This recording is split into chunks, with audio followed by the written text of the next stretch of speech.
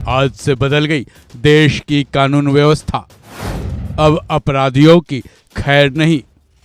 आज 1 जुलाई है। आज वो इंतजार खत्म हो गया जिसका फरवरी के महीने से ही इंतजार हो रहा था। इंतजार इस बात का था कि तीनों पुराने अंग्रेजों के कानूनों को बदलकर नए देसी 3 नए आपराधिक कानूनों को लागू कर दिया जाए। आज से तीनों नए आपराधिक कानूनों को लागू कर दिया गया है, जिसके मुताबिक ब्रिटिश काल के भारतीय दंड संहिता, दंड प्रक्रिया संहिता और भारतीय साक्ष्य अधिनियम को हटाकर भारतीय न्याय संहिता, भारतीय नागरिक सुरक्षा संहिता और भारतीय साक्ष्य अधिनियम को लागू कर दिया गया है।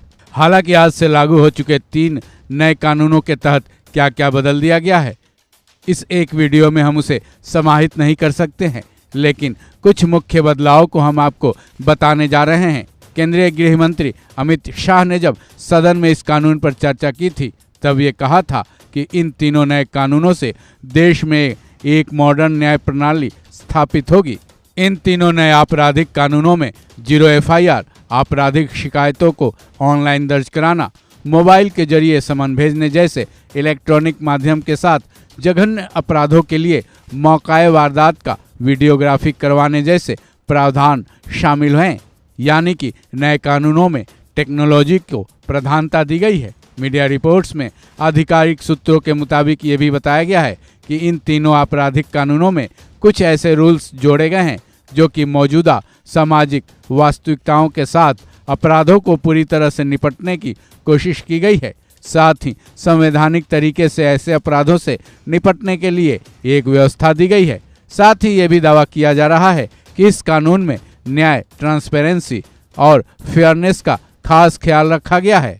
वहीं इन तीनों नए कानूनों के बारे में केंद्रीय गृह मंत्री भी दावा कर चुके हैं कि इसे भारतीयों ने भारतीयों के लिए और भारतीय संसद ने बनाया है, जो कि औपनिवेशिक काल की जुडिशियरी लॉ को पूरी तरह से खत्म करता है।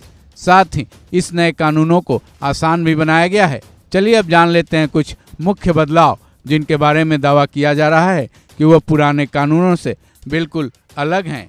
इन 3 नए आपराधिक कानूनों में पुराने कानूनों से कुछ बदलाव, धाराओं में कमी की गई हैं, तो कुछ धाराएं खत्म की गई हैं। वहीं कुछ धाराएं नए कानूनों में जोड़ी भी गई हैं। मसलन IPC में 511 धाराएं थी, लेकिन अब लागू हो चुके BNS में 358 धाराएं हैं।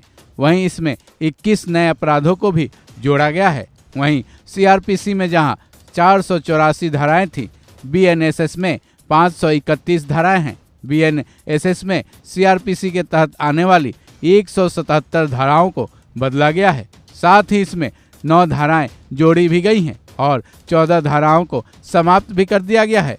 अब आते हैं भारतीय साक्ष्य अधिनियम, जो कि पुराने और नए नाम तो एक ही है, बस उसमें साल का अंतर कर दर्शाया गया है। नए भारतीय साक्ष्य अधिनियम को 2023 से इंगित किया गया है। इंडियन एविडेंस एक्ट 2023 में 170 धाराएं हैं। इसमें 24 धाराओं में बदलाव किया गया है। साथ ही 2 नई धाराएं भी जोड़ी गई हैं और 6 धाराओं को समाप्त कर दिया गया है।